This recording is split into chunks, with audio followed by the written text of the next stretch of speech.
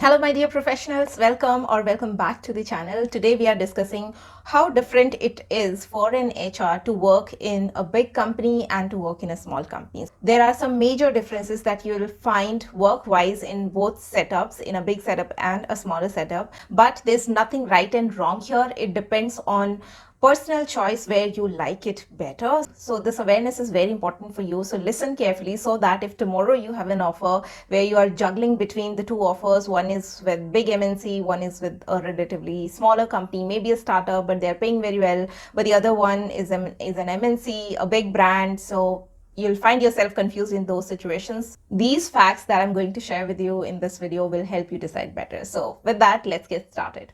Number one difference, the scope of responsibilities. In smaller companies, maybe it's a startup or maybe it's an old company, but the number of employees are very small. You will find that one HR person is doing so many things. The same person is doing recruitment, same person is doing employee engagement, same person is doing payroll, same person is trying to manage the attrition and maybe a little bit strategies here and there.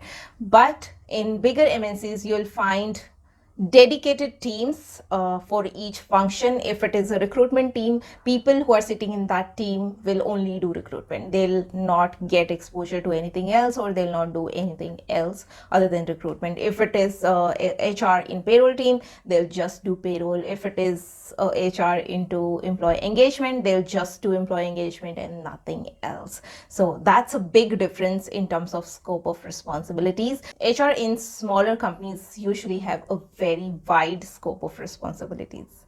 Point number two, the size of employee set that you need to handle.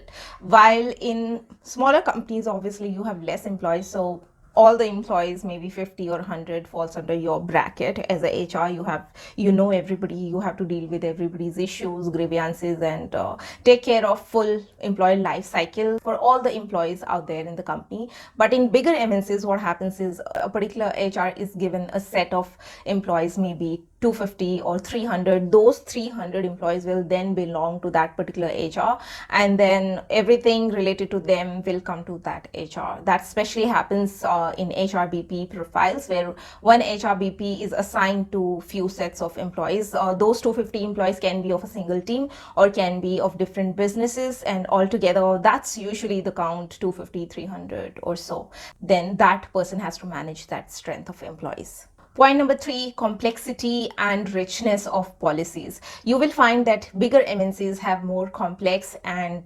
exaggerated policies for every small thing. They need to pay attention to every little detail because they are present in various states. Every state has their own compliance and law. So they have to be mindful at every point of time that all the employees are abide by the state they fall into as an employee. And if the company is global, then obviously the policies has to be such that they complement the global policies as well, the global compliance as well. While in a smaller company, which is more or less in one or maybe at the max in two cities, so it's relatively easy to manage the policies of that company. And because the strength of the company is not that bigger, so law also has lesser policies designed for these startups for them to be abide by or to be compliant by. So that makes a huge difference for you as a HR, because if the policies are complex, you have to make sure that you put that much effort and energy into governing them or designing them, or maybe just handling the grievances that come along with these policies, as in who's following the policy, who's not following the policy, and what are the next steps that you must take if somebody fails to follow the policy and all of that jazz. Moving on to our next point, which is resources. While this is very obvious one, in smaller companies, you have smaller budgets, so resources will not be that many. You have to do a lot of stuff manually, and you have to make sure that you're saving cost at every aspect of your operation or action. While in bigger MNCs, you have a lot of resources, you have budget, huge budgets even for small meetings, small get together. You want to do an activity, an outdoor activity, you get a huge budget for that. So you have a lot of options to choose from. While being in a smaller company, you'll get limited resources, limited budget for everything. You have to make sure that you're running your show in that limited amount only, and sometimes you do not get any budget at all, and you have to then figure out creative ways to do things, because at the end of the day you have to do some things. And if you do not have the monetary support, you have to figure out the other ways to do things. Point number 5 is technology and automation. It is more or less related to the earlier point that we discussed. In bigger MNCs, you have a lot of tools that will help you make your life easy. Everything that you work on as a HR, there will be a tool available for that. Recruitment team will have their own tool where there's a seamless progression of any candidate that can be tracked at every level. You can fetch out reports from that tool itself, that how many offers went, how many decline, and all of that stuff. While in smaller companies, you have to do all of that in an Excel sheet and maintain that data for yourself, so that if tomorrow you want to see some kind of report or get onto some conclusion, you are able to do that on basis on the data that you're maintaining in the Excel sheet. There are other processes. For example, if you want to use a licensed version of Adobe PDF for various reasons, it makes editing easier, or maybe you want employees to e-sign the document. So MNCs will obviously have all of those options, while in smaller setup there will not be such options. You have to manually send things to employees and then they get back to you and all of that. It's more operational. The steps involved are more manual and time consuming, so it becomes very transactional in smaller companies. Point number 6 is global exposure. While this is a no-brainer, you'll obviously get a global exposure in bigger MNCs where the company has their location present in all the countries across the globe. And when you interact with the other HR team of your company, which is sitting outside of your country, you get to know different laws, different policies, how they work, and just the global experience of working with those people will give you much more richer profile and confidence that yes, you can work for a global workforce, and you know what goes into that, what are the policies, how to manage it, and it just will add up so much into your experience that tomorrow if you want to grow as a HR professional who is working across the globe for all the countries, this experience will help you so much to do that successfully. The final point on the list is strategic role. Now, this is very debatable because obviously when you are in a smaller company working as a HR, the work is so much transactional and operational. You get very little time to do the strategic stuff. Everything boils down to how much revenue the company has generated, and the growth, the number of people you'll hire next year is very much dependent on that revenue that you earned and the growth that the sales team of the company can bring to the company. It's very much dependent on that. But this does not mean that if you go to a bigger MNC, you'll get more chance to work on the strategy stuff.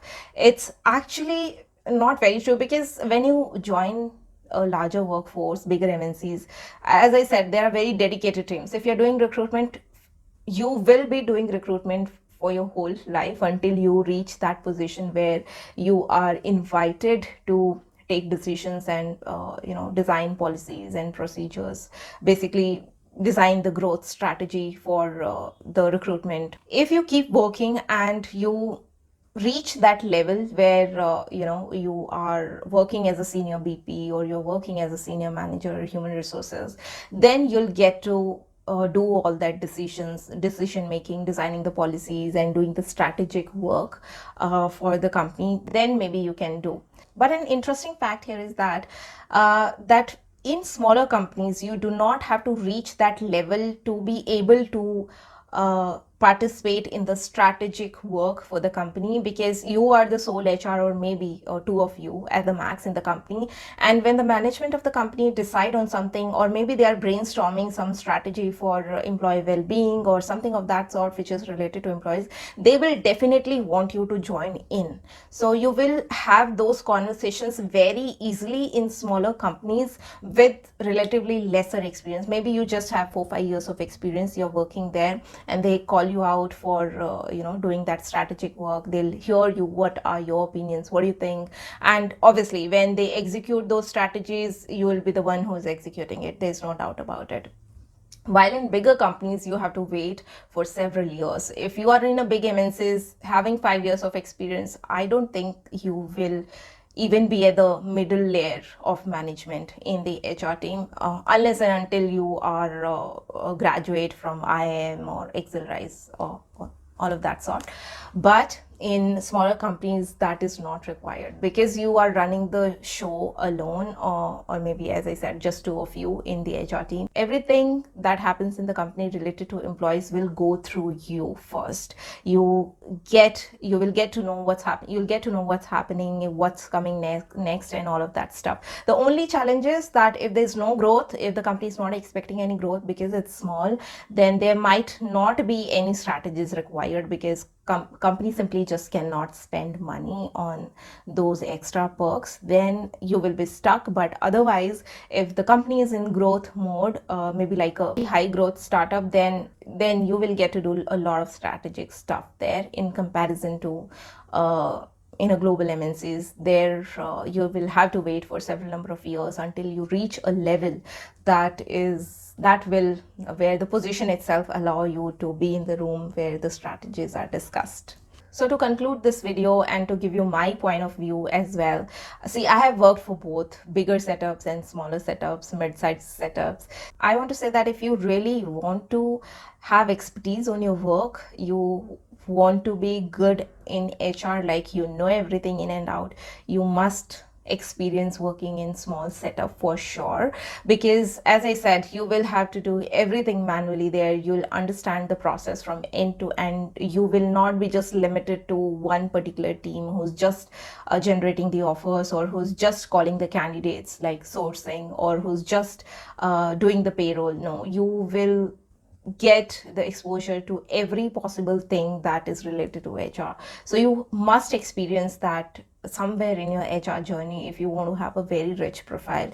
This will have another benefit as well, that tomorrow if you want to start a company and you want to set up HR, a greenfield project where nothing is there in the company, and you have to design HR policies, compliance things from scratch, you'll be able to do that because you have worked in such a scenario before.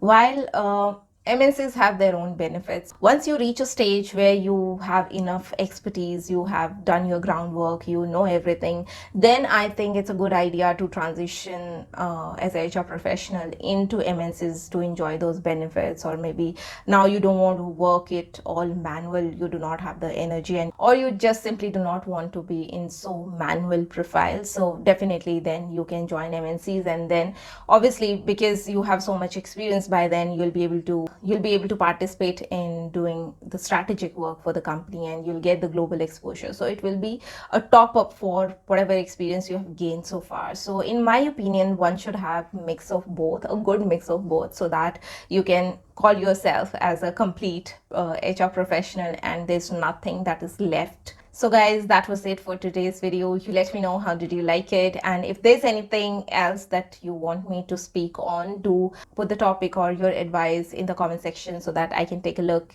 on it and I can include that conversation in my future videos. You stay tuned and watch more content on the HR destination to be a successful HR professional, and I'll see you in my next video. Till then, stay safe and healthy. Take care. Bye.